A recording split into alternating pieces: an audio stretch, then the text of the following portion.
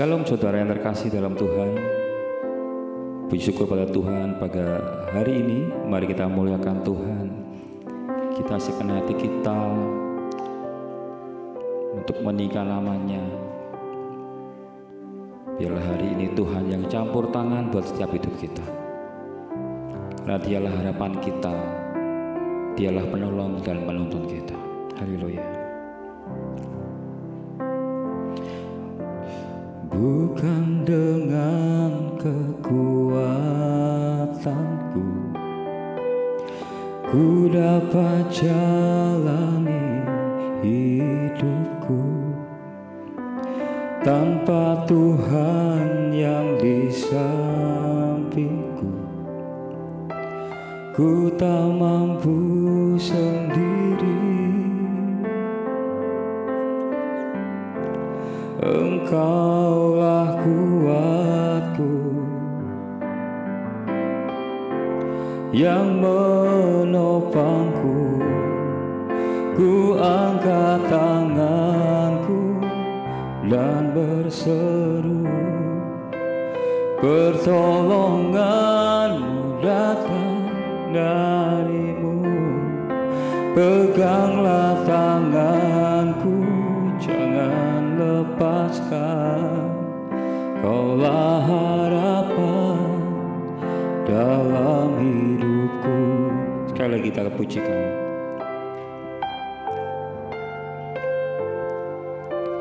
Bukan dengan kekuatanku ku dapat jalani hidupku, tanpa Tuhan yang di sampingku ku tak mampu sendiri.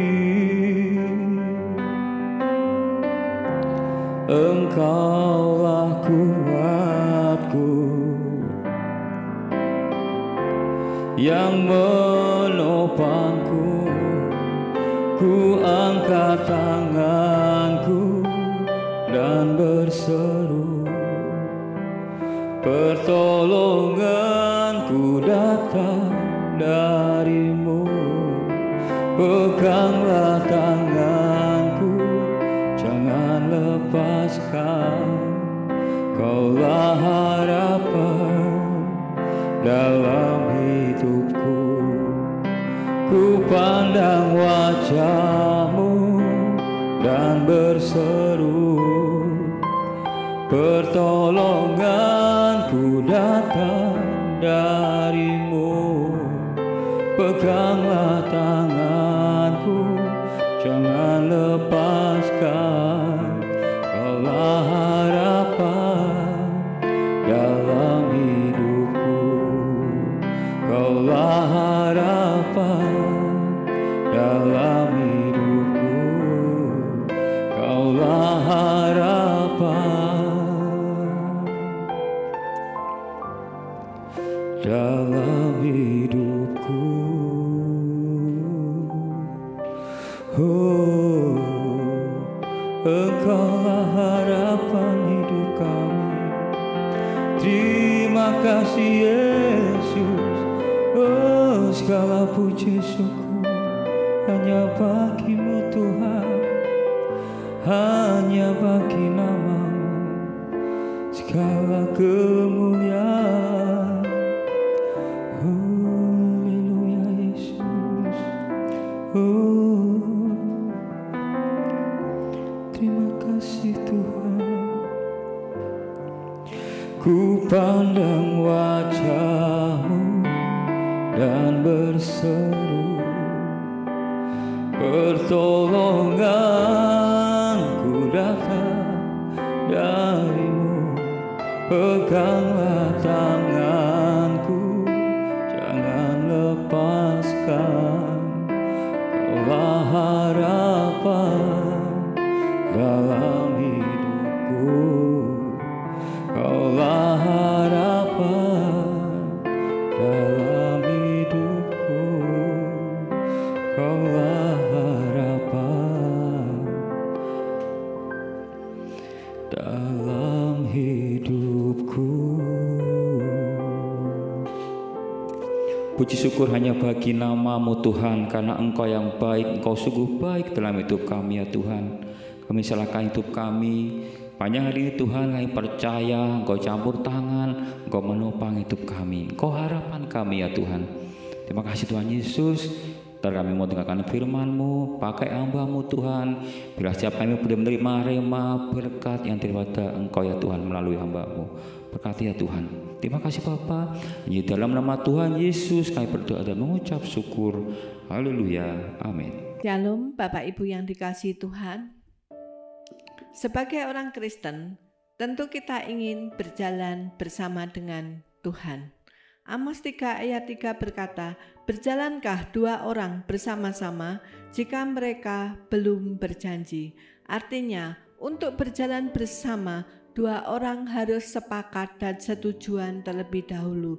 Sebab tidak mungkin orang bisa berjalan bersama tanpa ada kesepakatan terlebih dahulu.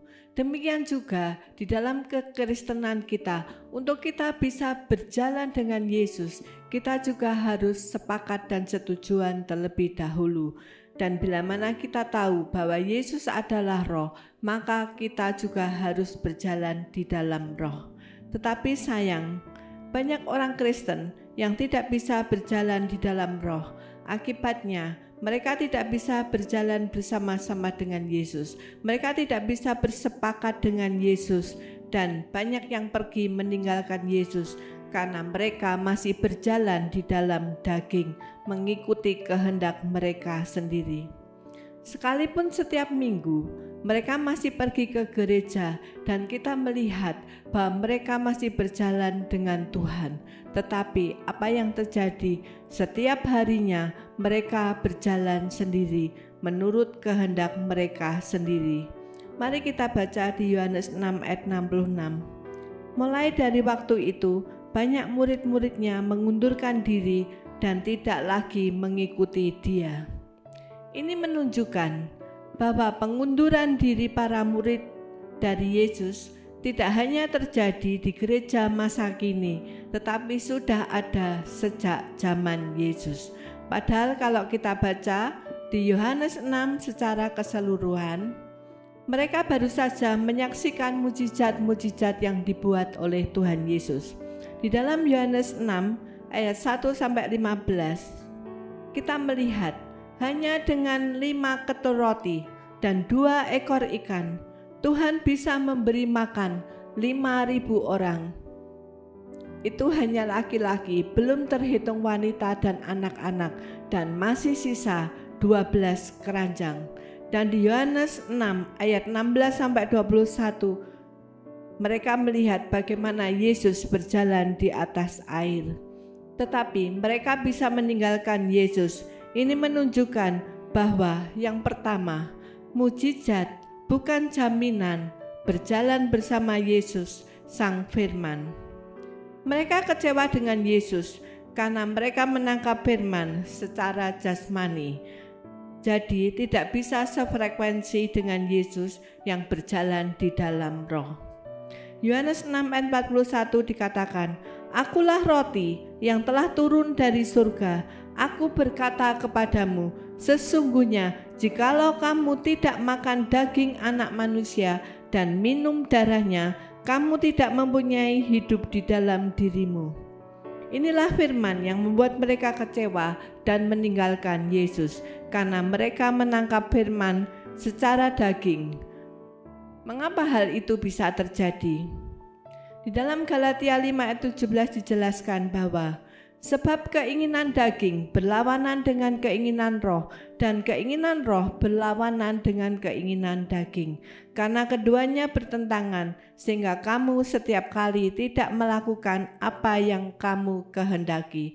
Di ayat 19, perbuatan daging telah nyata, yaitu percabulan, kecemaran, hawa nafsu, penyembahan berhala, sihir, perseteruan, perselisihan, iri hati, amarah, kepentingan diri sendiri, percideraan, roh pemecah. Ayat 21, kedengkian, kemabuan, pesta pora, dan sebagainya.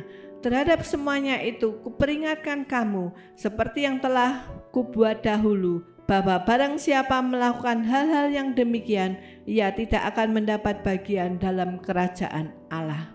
Oleh karena itu, Bapak Ibu yang dikasihi Tuhan, supaya mendapat bagian dalam kerajaan Allah, daging harus dikikis supaya buah roh bisa keluar dan kita bisa berjalan di dalam roh. Yang kedua, tahu selera Yesus. Jangan sampai kita menjadi partner Tuhan yang egois. Matius 6 ayat 9-10 dikatakan, karena itu berdoalah demikian, Bapa kami yang di surga, dikuduskanlah namamu, datanglah kerajaanmu, jadilah kehendakmu di bumi seperti di surga. Di bumi seperti di surga. Ini menunjukkan bahwa ada kesepakatan antara kita yang ada di bumi dan Yesus yang di surga. Atau dengan kata lain, orang ini memiliki iman kepada Tuhan sehingga dia bisa percaya kepada kehendak Tuhan dan kehendak Tuhan terjadi di muka bumi ini. Kita tahu bahwa Yesus hanya tertarik dengan iman. Matius 15 ayat 26 dikatakan, tetapi Yesus menjawab, tidak patut mengambil roti yang disediakan bagi anak-anak dan melemparkannya kepada anjing. Dari kisah ini kita bisa melihat bagaimana besar iman wanita ini kepada Tuhan. Ayat 27, kata perempuan itu, benar Tuhan, namun anjing itu makan remah-remah yang jatuh dari meja tuannya. Maka Yesus menjawab dan berkata kepadanya, hei ibu, besar imanmu, maka jadilah kepadamu seperti yang kau kehendaki. Dan seketika itu juga anaknya sembuh. Hanya iman yang bisa menggerakkan hati Yesus. Tanpa iman, manusia tidak berkenan di hadapan Tuhan. Dan jika iman yang disukai oleh Tuhan, mengapa kita tidak memberikannya kepada Tuhan? Berikan imanmu kepada Tuhan. Yang ketiga, mencintai Tuhan secara radikal. Selain iman, Yesus suka dengan orang yang mencintai Tuhan secara radikal, haus dan lapar dengan Tuhan. Yohanes 1 ayat 36, dan ketika ia melihat Yesus lewat, ia berkata, lihatlah anak domba Allah. Kedua murid itu mendengar apa yang dikatakannya itu, lalu pergi mengikut Yesus. Tetapi Yesus menoleh ke belakang. Ia melihat bahwa mereka mengikuti dia, lalu berkata kepada mereka, apakah yang kamu cari? Kata mereka kepadanya, Rabi, artinya guru, di manakah engkau tinggal? Ia berkata kepada mereka, marilah dan kamu akan melihatnya. Mereka pun datang dan melihat di mana ia tinggal, dan hari itu mereka tinggal bersama-sama dengan dia. Waktu itu kira-kira pukul 4. Hal ini terjadi karena para murid ini mencintai Yesus secara radikal. Seperti orang yang menikah, mereka tinggal bersama karena mereka saling mencintai. Mengapa mereka menikah? Sebab supaya orang yang mereka kasihi bisa tinggal bersama dengan mereka. Demikian juga dalam hubungan kita dengan Tuhan. Jika kita mengasihi Tuhan secara radikal, pasti kita rindu serumah dengan Tuhan. Kita haus dan lapar dengan Tuhan dan menjadikan hidup kita sebagai bait Allah supaya Yesus bisa tinggal bersama-sama dengan kita. Kita ambil contoh Maria. Markus 14 ayat 3 dikatakan, ketika Yesus berada di Betania, di rumah Simon si kusta dan sedang duduk makan, datanglah seorang perempuan membawa suatu buli-buli pualam berisi minyak narwastu murni yang mahal harganya. Setelah dipecahkannya leher buli-buli itu, dicurahkannya minyak itu ke atas kepala Yesus. Ada orang yang menjadi gusar dan berkata seorang kepada yang lain, untuk apa pemborosan minyak narwastu ini? Sebab minyak ini dapat dijual 300 dinar lebih dan uangnya dapat diberikan kepada orang-orang miskin. Lalu mereka memarahi perempuan itu.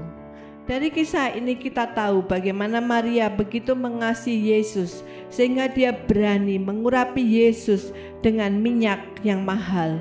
Sekalipun dia dipersalahkan oleh Yudas, tetapi Yesus membelanya.